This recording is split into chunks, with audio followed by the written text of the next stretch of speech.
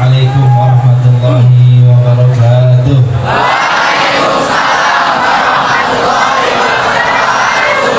Bismillah walhamdulillah wassalatu wassalamu ala rasulillah Sayyidina Muhammad ibn Abdillah wa ala alihi wa sahbihi wa man walah. Amma ba'du. Para kiai, para sesepuh, tokoh masyarakat yang sama-sama saya hormati, wabil khusus Dr. Andes Haji Bambang Sujatmiko sebagai kepala sekolah dan wakil kepala sekolah Agus Rizwantini. Begitu juga Bapak Musafikin, pembina Rohis Al-Karimah, dan seluruh jajaran pengajar SMKN 4 yang mudah-mudahan semuanya selalu dijaga oleh Allah Subhanahu wa taala, dipanjangkan umurnya, diluaskan rezekinya, mudah-mudahan dikuatkan jiwa dan raganya untuk selalu bisa mendidik kita di dunia sampai di akhirat. Begitu juga salam yang teristimewa saya haturkan kepada adik-adik ikhwani rahimakumullah, hadirin hadirat, muslimin muslimat, mukmin mukminat yang belum kawin dan belum sunat. Iki ya kayak anak mudanya soalnya pasti ada yang belum kawin. Mudah-mudahan kita yang hadir, oh sudah bapak ya. Mudah-mudahan sing hadir di sini, sing punya penyakit, mudah-mudahan penyakitnya hilang. Yang lagi sumpah, mudah-mudahan sumpahnya hilang. Yang lagi galau, galaunya hilang. Yang punya rematik, rematiknya hilang. Yang lagi sakit mata, matanya.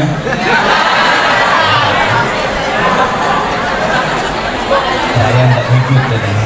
Mudah-mudahan sehat afiat semua. Hadirin hadirat yang dirahmati oleh Allah, tadi dimaafi saya ini dari pagi tadi ada beberapa acara, cuman alhamdulillah pada kesempatan kali ini bisa berkumpul bareng sama teman-teman dari SMKN 4. Ini tadi saya pas masuk sudah dijaga kanan kiri, sudah pagar betis Pak, pagar betis luar biasa. Mudah-mudahan kita semua diridhoi oleh Allah Subhanahu wa taala. Pada kesempatan kali ini, adik-adik yang saya cintai, kita ini acara peringatan Maulid Nabi Muhammad SAW, penguatan karakter profil pelajar Pancasila dimensi. Kok ini panjang ini. Nenek dibahas satu-satu kayaknya rak kuat ini.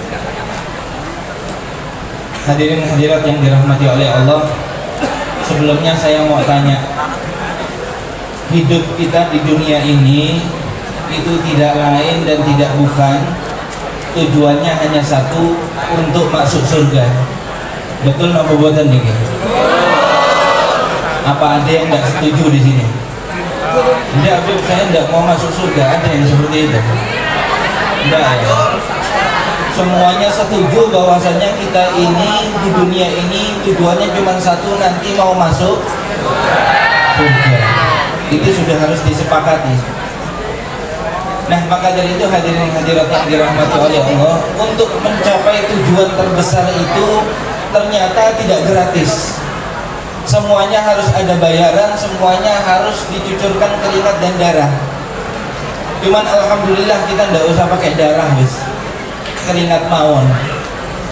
Ini adik-adik, kalau kita lihat dari zaman dahulu, para nabi-nabi itu tidak ada yang enak hidupnya. Bahkan para ulama pun tidak ada yang enak hidupnya, kebanyakan nih. Ada beberapa sing ulama koyo-koyo enak hidupnya, cuman kayak dari luar mawon itu enak. Sejujurnya mereka itu tidak enak.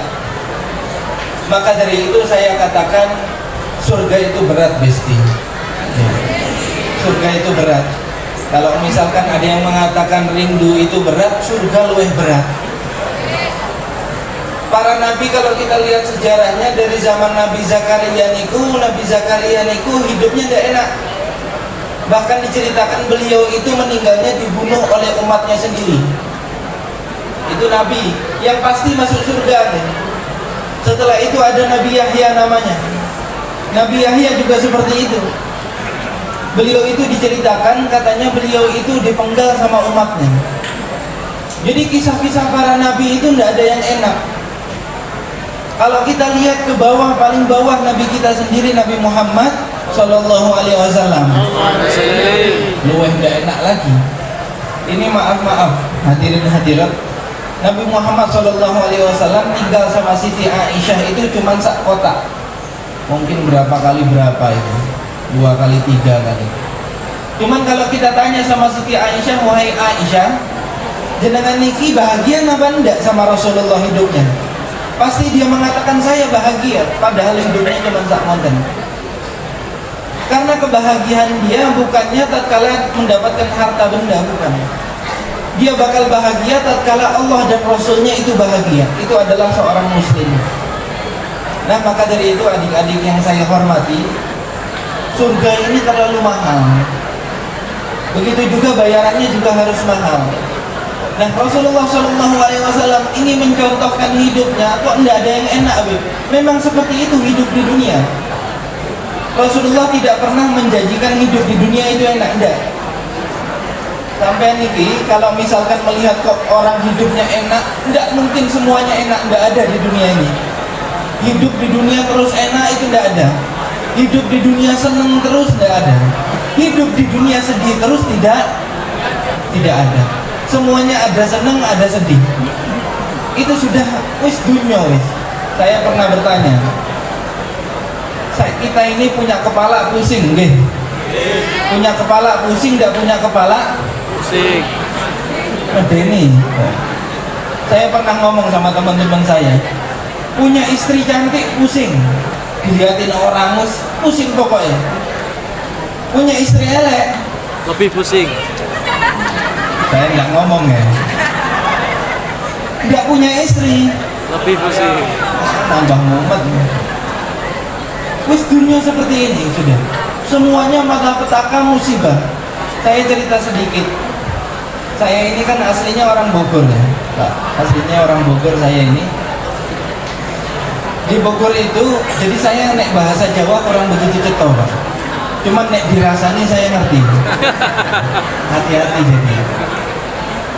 Di Bogor itu ada sahabat saya dari kecil. Sekarang dia punya anak 3, alhamdulillah.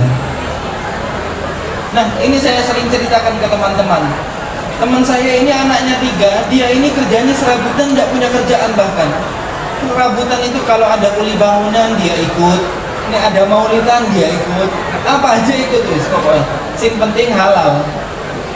Nah, subhanallah, suatu hari ada acara di rumah saya, acara Isra Mi'raj di Bogor sana. Akhirnya dia mendatangi saya, dia ngomong, Beb, alhamdulillah, saya tahu dia orangnya luar biasa, orangnya tidak punya uang, kerjanya serabutan, cuman yang keluar dari mulutnya semuanya alhamdulillah. Kan ada orang-orang itu hidupnya koyo enak, cuman mulutnya sambatan terus. Anak-anak bobotan itu enten ya? Teko wongnya. Ada orang yang seperti itu, dari mulutnya ini nggak enak terus kalau cerita. Nek ngumpul sama dia itu kayaknya kita pengen tendang gitu. Susah enak omongannya. Ada orang kalau kita ngumpul sama dia ngomongnya jadi hati adem. Beb, alhamdulillah anak saya sudah bisa baca Al-Quran. Ini teman saya ngomong cerita seperti itu. Cuman terakhirnya tetap dia ngeluh. Ngeluhnya minta doa sama saya, Beb, doakan saya. Mudah-mudahan kerjaan saya lancar, rezeki saya lancar. Amin Allahumma. Amin. Harus telat saja. Aminnya telat. Akhirnya saya bilang, mudah-mudahan lancar. Terus dia cerita seperti ini, Beb, anak saya 3 sekarang. Anak saya yang paling kecil perempuan, namanya Fadia, saya masih ingat. Umurnya 3 tahun, Mbak. Umurnya berapa? 3 tahun. Ini kalau malam kebangun pasti mintanya makan. Itu pasti mintanya makan. Sedangkan saya tidak punya harta, saya tidak punya makanan. Kadang ada telur, saya rebuskan telur. Itu Fadia, anaknya kecil, masih 3 tahun. Anak yang kedua namanya Ahmad, umurnya 5 tahun. Saiki mungkin umurnya sudah 7 tahun. Itu 2 tahun lagi. Ini Ahmad, Bapak Ibu, hadirin hadirat yang dirahmati oleh Allah. Ahmad ini umurnya 5 tahun. Sehari makannya harus 5 kali. Saya awalnya tidak percaya, anaknya kecil loh, kok makannya akeh men. Akhirnya pas setelah acara Isra Mi'raj, biasanya nih acara di Habaib itu acara makannya itu pakai nampan Pak. Acara makannya pakai nampan, satu nampan 4 orang. Terus alhamdulillah acara di rumah kami pada saat itu nasinya sampai ngumpul-ngumpul gitu Mas. Wakeh nasinya. Akhirnya Ahmad ini makan sendirian sama 3 orang dewasa lainnya. Setelah 3 orang dewasa lainnya ini sudah kenyang, Ahmad masih kuat. Saya lihat lauknya sudah habis, saya sampai Ahmad, ini lauk wis entek, sampean kok semangat makannya. Kata dia, Beb, enak itu nomor berapa bagi saya? Nomor 1 porsi bagi saya. Jadi porsi bagi dia. Akhirnya kebetulan karena pada saat itu di rumah saya suruh ambil lauk di dapur saya. Ini Ahmad. Anak yang pertama namanya Yusuf. Yusuf ini mungkin umurnya 7 tahun, sekarang mungkin 9 tahun. Yusuf ini dia sehari alhamdulillah makannya cuma 2 kali Pak. Cuman sekali makan nambahnya 3 kali. Doa ya. Jadi yang dia curhatkan, Beb, doakan saya biar saya punya makanan buat anak saya. Kadang anak saya tidak makan, kata dia. Terus saya bilang, mudah-mudahan dilancarkan rezekinya oleh Allah. Subhanallah, tidak sampai 5 menit Bapak Ibu, adik-adik sekalian, datang orang, teman saya juga, orangnya berkecukupan, orangnya kaya, punya harta banyak. Saya kenal dia, orang kaya, bukan hanya kecukupan gitu, orang kaya, mobil besar, mobil istimewa, rumahnya besar, terus luar biasa. Datang ke saya curhat juga, Beb, doakan saya, Beb. Saya punya anak, dia bawa anaknya umurnya 1,5 tahun. Anaknya kurus. Dia ngomong apa? Beb, doakan saya, Beb, mudah-mudahan anak saya rajin makan. Anak saya rajin makan. Loh kenapa? Anak saya nggak mau makan, Beb. Setiap hari sampai tak belikan ikan salmon, Beb. Mas ngerti ikan salmon, Mas? Parah ngerti koyo ini. Salmon sak mene niku 70.000. Itu nek kita makan di angkringan mus turah-turah nggih, Pak. 70.000 sak mene. Kata dia udah saya belikan salmon setiap hari, enggak mau makan tetap. Subhanallah, kata saya, sebelum jenengan Pak, ada orang enggak punya duit, anaknya rajin. Sampai akeh duitnya, anaknya enggak mau. Wis dunia wis seperti itu sudah. Shallallahu alaihi Nabi Muhammad. Maka dari itu orang itu kadang bisa dilihat akhlaknya tatkala dia terkena musibah. Ini menguatkan karakter profil pelajar Pancasila dimensi. Kalau kita ingin menguatkan karakter kita sebagai muslim, tidak peduli cobaan kita apa, sing penting jangan sampai cobaan kita di agama kita. Itu baru orang muslim. Orang muslim hadirin hadirat itu harus seperti itu. Wis tidak apa-apa saya tidak punya uang, tidak apa-apa saya ini sakit, sing penting sholat saya terjaga. Makanya saya tanya di sini, ada orang sehat, hartanya banyak, cuman nggak tahu sholat subuh. Ada apa buatan nih? Ada ya? Oke. Badannya sehat, hartanya banyak, nggak pernah sholat subuh. Ya podo, itu juga musibah. Ada lagi, saya tanya lagi, orangnya sakit-sakitan, nggak punya harta, cuman 5 waktu di masjid. Ada apa buatan nih? Alhamdulillah. Orang muslim seperti itu harusnya adik-adik. Tidak peduli cobaannya dunia, ya Allah, sing penting jangan sampai cobaan di agamaku. Tidak apa-apa saya ini, cuman kita tetap minta sama Allah, ya Allah kalau bisa jangan sampai bala ini turun semuanya. Mau bala dunia atau bala akhirat jangan sampai. Cuman misalkan bala harus turun, jangan sampai musibah tadi di agama kita. Wis medeni itu modal kita satu-satunya, itu karakter orang muslim. Karakter orang muslim itu harus kuat. Tidak peduli apapun bencananya, sing penting agamanya ini masih terjaga terus. Maka dari itu adik-adik yang saya cintai, ini cocok sama ceritanya Rasulullah. Rasulullah itu dulu, beliau tahun ke-10 dari kenabian, beliau itu ada yang menjaga, namanya Siti Khadijah. Siti Khadijah istri beliau paling luar biasa, harta, tahta diberikan semua oleh Rasulullah. Akan tetapi beliau tahun ke-10 dari kenabian itu meninggal. Setelah itu paman beliau juga meninggal, Abi Thalib namanya. Setelah keduanya meninggal, beliau itu sampai di dalam riwayat, beliau teriak-teriak di kota Mekah mengatakan seperti ini, Ada nggak satu orang saja yang mau menolongku? Aku ini mau dibunuh sama umatku. Rasulullah sampai muter seperti itu terus. Ada nggak yang mau menolongku? Akhirnya kata sahabatnya, wis ya Rasulullah, kita ke Taif mawon, ke kota lain. Taif itu artis kayak Wonosobo gitu, dingin ya. Kata Rasulullah, kita sekalian healing, kata Rasulullah. Akhirnya Rasulullah jalan ke Taif, kok subhanallah, itu yang menyambut anak-anak kecil terus sama perempuan-perempuan. Ini bukan kayak saya ya, saya datang terus disambut luar biasa, usalami, terus enggak. Rasulullah disambutnya itu sama anak kecil sama perempuan-perempuan, bukan mereka menyambut, akan tetapi semuanya sudah megang batu untuk membalangi Rasulullah SAW. Sampai pada saat itu Rasulullah kakinya itu berdarah, saking capeknya beliau ada satu pohon beliau bersandar. Pas beliau bersandar, beliau mengatakan apa? Kata para ulama, ini diantara hadis-hadis yang paling romantis. Romantis bukan sama perempuan, adik-adik. Romantis sama Allah Subhanahu Wa Taala. Rasulullah langsung bersandar mengatakan seperti ini. Allahumma inni ashku dha'fa quwwati. Makanya adik-adik saya selalu anjurkan. Dan bapak ibu, misalkan jenengan punya masalah, nggak usah terlalu sering ziarah sama kiai, nggak usah. Nggak usah terlalu sering minta doa sama habaib, nggak usah. Sampai monggo minta doa sama kiai, sama orang tua monggo. Ziarah kuburan monggo. Cuman satu saran saya, kita masih punya kepala, sampai masih punya sejadah, sujud dong. Itu obat paling terindah itu yang saya temukan di dunia ini. Kita itu kadang punya musalah itu bingung kemana, ke kanan, ke kiri. Enggak, kita punya sejadah mawon dulu. Maka dari itu cuman kadang cara kita ini salah. Cara kita itu kalau berdoa itu salah. Nah, saya kasih tahu adab berdoa, di antara adab-adabnya berdoa. Pertama itu yang harus kita lakukan, mengakui kesalahan kita.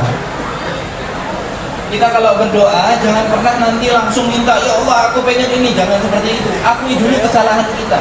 Kalau sudah waktunya mengakui kesalahan sama Allah, jangan pernah disembunyikan.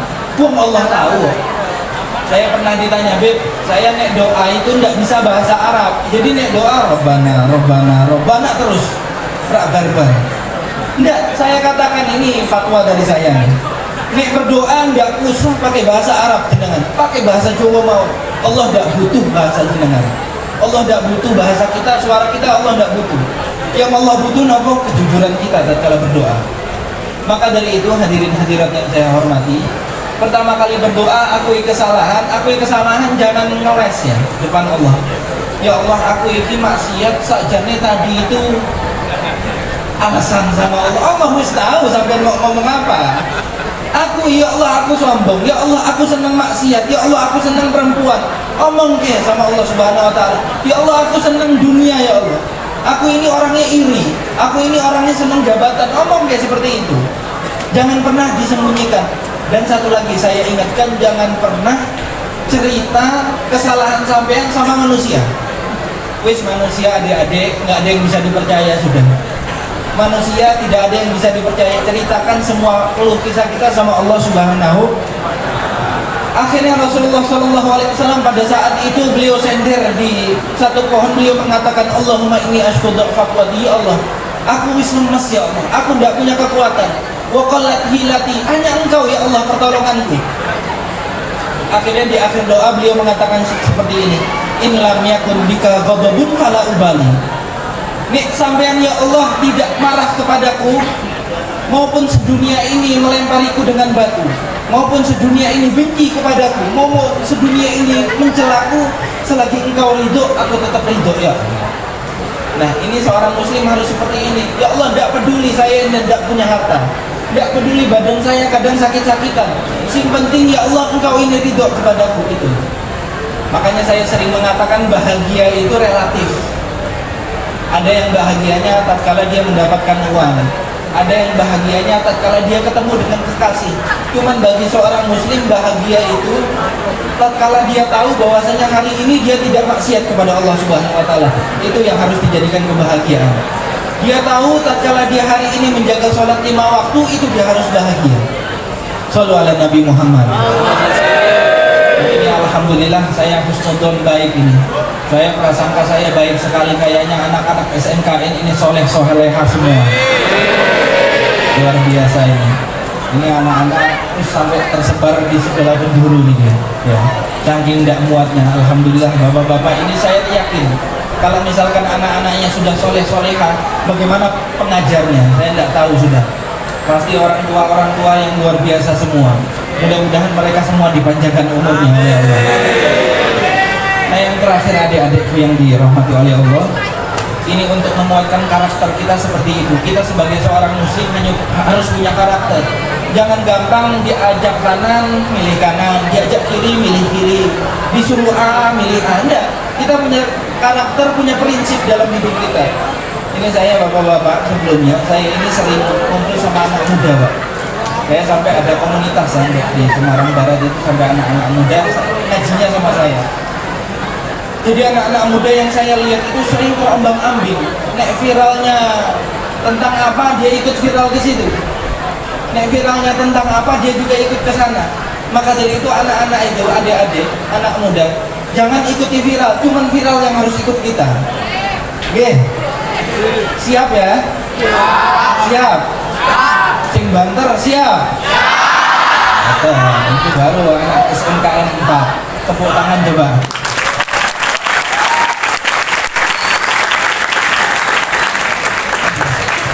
Jadi sekali lagi karakter kita harus kuat gitu.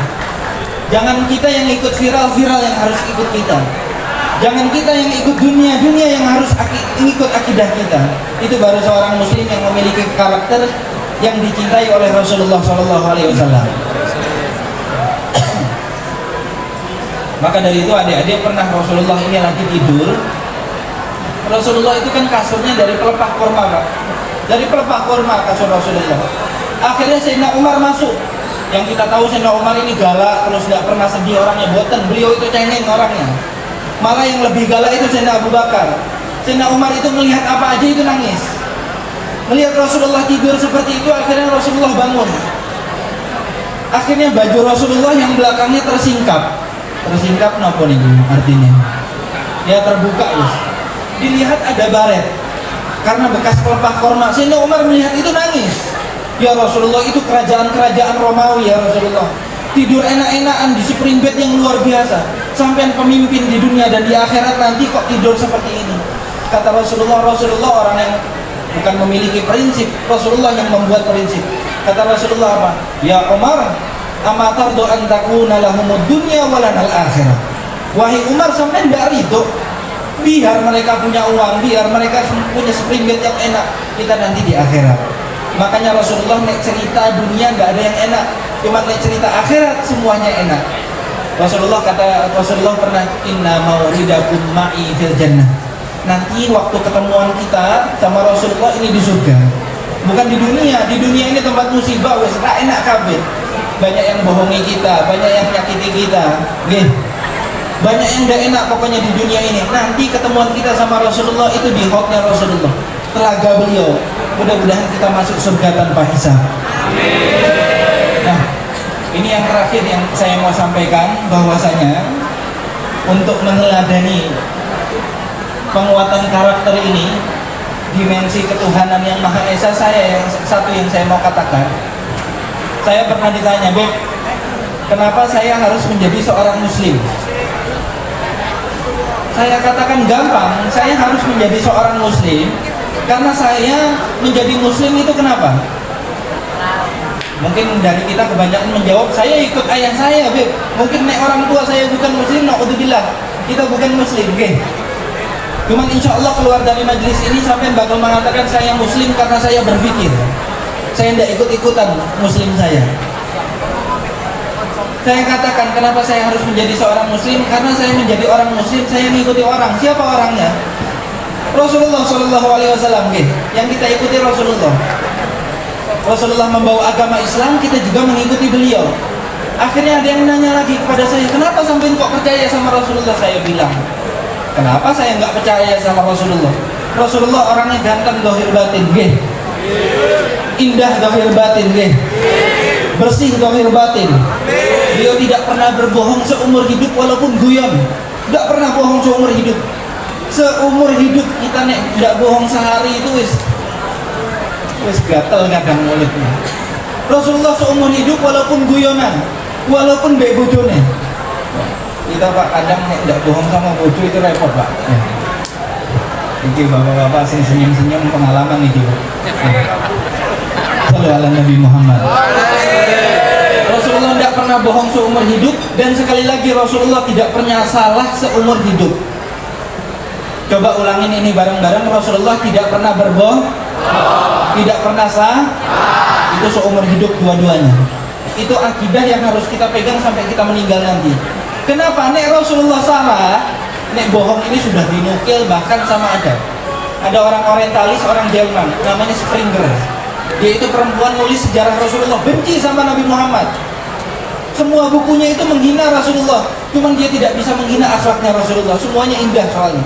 Dia sampai mengakui, saya mengakui Muhammad memang tidak pernah berbohong seumur hidup. Orang Jerman, orientalis, benci sama Islam, benci sama Rasulullah, cuman dia mengakui seperti itu. Ini orang luar Islam, apalagi kita. Jadi Rasulullah tidak pernah berbohong seumur hidup, dan Rasulullah tidak pernah salah seumur hidup. Bib, kenapa Rasulullah tidak boleh salah? Hadirin hadirat, saya tanya, nek Rasulullah salah, berarti yang mengutusnya juga siapa yang mengutus beliau? Rak mungkin, rak masuk di akal itu. Makanya maaf nek jenengan adik-adik pernah dengar di internet, alhamdulillah di Indonesia tidak ada ini. Cuman nek misalkan sampai dengar ada Habib gantengnya koyo opo, pakai gamis, pakai luar biasa, ada kiai viralnya kayak apa, mengatakan Rasulullah, Nabi Muhammad itu manusia, dia bisa aja salah, jangan dipercaya. Nek Rasulullah salah, kita tidak bakal ngikuti Rasulullah. Rasulullah tidak boleh salah, sekalipun tidak boleh salah. Karena tadi saya katakan, nek Rasulullah salah, yang mengutus beliau juga, wah, ini makanya keluar dari Islam, tidak mungkin. Nah maka dari itu hadirin hadirat yang saya hormati, kalau ditanya sekali lagi, kenapa sampai harus menjadi seorang muslim? Karena yang saya ikuti orang termulia, orang tidak pernah salah, orang tidak pernah bohong. Ini yang saya ikuti. Kalau saya tidak percaya beliau, siapa lagi yang saya percaya? Oke. Mudah-mudahan kita semua diberkati oleh Allah Subhanahu wa taala. Mudah-mudahan Allah Subhanahu wa taala menurunkan rahmatnya pada hari ini. Kita doakan adik-adik kita ini mudah-mudahan menjadi anak soleh-solehah, pejuang agama, pejuang negara, yang menjunjung nilai-nilai luhur di dalam negara kita ini. Mudah-mudahan adik-adik kita ini menjadi generasi-generasi emas di kemudiannya. Mereka ini yang nanti bakal memimpin negara-negara kita, yang mengatur aturan-aturan yang ada di negara kita. Mudah-mudahan kita doakan sebelum mereka memimpin, mudah-mudahan mereka diberikan amanat, dan amanat itu dijaga sampai mati. Amin Allahumma. Mungkin sekian dari saya. Mohon maaf kalau ada salah di dalam perkataan. Wabillahi taufiq wal hidayah. Wassalamualaikum warahmatullahi wabarakatuh.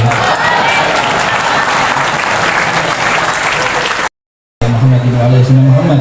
Allahumma qsim lana min khasyatika ma tahulu bihi bainana wa baina ma'asik, wa min ta'atika ma tuballighuna bihi jannatak, wa min al-yaqini ma tuhawwil bihi 'alaina masa'ib ad-dunya. Allahumma matti'na bi asma'ina wa absarina wa quwwatina ma abqaitana waj'al tharana 'ala man zalamana. Allahumma la taj'al musibatana fi dinina wa la taj'al ad-dunya akbar hammina wa la mablagha ilmina wa la tusallit 'alaina man la yarhamuna bi rahmatika ya arhamar rahimin. Rabbana atina fid dunya hasanah wa fil akhirati hasanah wa qina adzabannar. Wassallallahu ala sayyidina Muhammadin wa alihi wa sahbihi wasallam. Walhamdulillahi rabbil alamin.